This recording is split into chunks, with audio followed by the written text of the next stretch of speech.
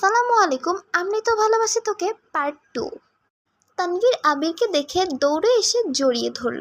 এই 7 বছরে একবারের জন্য বাড়ি ফেরেনি আবির, তবে প্রতিনিয়ত কথা হয় তানভীর আবিরের। আবির তার আব্বুকে সালাম করে জড়িয়ে ধরল। তারপর বাড়ি ফিরে তিনজন। বাড়িতে যেন হই হই রই রই ব্যাপার। হবে নাই বা কেন, বাড়ির বড় ছেলে এত বছর পর বাড়ি ফিরেছে। রান্নাঘরে বাহারি রকমের রান্নার ধুম পড়েছে মা চাচিদের। হঠাৎ দরজার সামনে আবিরকে দেখে বাড়িতে যেন হইচই শুরু হয়ে গেছে। আবিরের আম্মু দৌড়ে এসে জড়িয়ে ধরলেন আবিরকে। আবেগাপ্তুল হয়ে মাকে জড়িয়ে ধরল আবির। মমতাময়ী মাকে সে 7 বছর আগে ছুঁয়েছিল। আজ এত বছর পর মায়ের ছোঁয়া পেল আবির। মা চাচিদের সালাম করলো।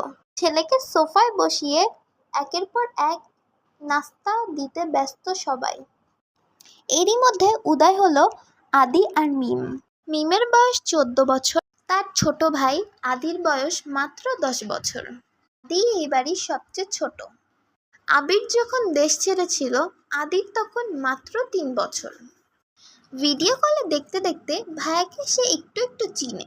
দৌড়ে এসে জড়িয়ে ধরেছে ভাইয়াকে। আবিরও জড়িয়ে ধরেছে আদিকে। মিমও আবিরের পাশে বসেছে।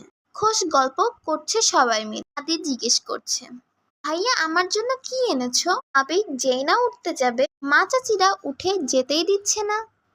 তাদের কথা, আগে শরবত খাবি তারপর উঠবি। আবির তানভীরের দিকে তাকিয়ে বলল, ওই লাগেজটা নিয়ে আয় তো। তানভীর একটা লাগেজ টান দিতেই যাবে, আবির আচমকা বসা থেকে দাঁড়িয়ে, ওইটাতে ছবি না। তানভীর সহ বাড়ির সকলে যেন অবাক হয়ে গেল। আবির আবার ঠান্ডা মাথায় বলল, পাশের লাগেজটা নিয়ে আয়। তানভীরও তার কথা মতো লাগেজ নিয়ে আসলো। লাগেজ খুলে যে যার মতো জিনিস বের করছে আর জিজ্ঞেস করছে, এটা কার ওইটা কার।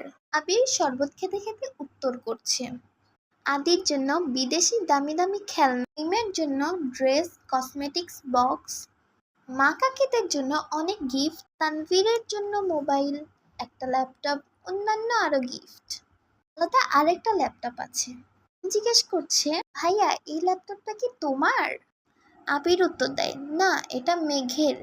মেঘের মা হালিমা খান জিজ্ঞেস করলেন, মেঘের ল্যাপটপ কি দরকার বাবা? ওর তো এইচএসসি পরীক্ষা শেষ, সামনে অ্যাডমিশন টেস্ট আছে, অনেক কিছু জানার বা পড়ার দরকার আছে। মোবাইল দেখে পড়ার থেকে ল্যাপটপ দেখে পড়ার সুবিধা হবে, তাই নিয়ে আসলাম। মিম, আমার জন্য নিয়ে আসতে একটা।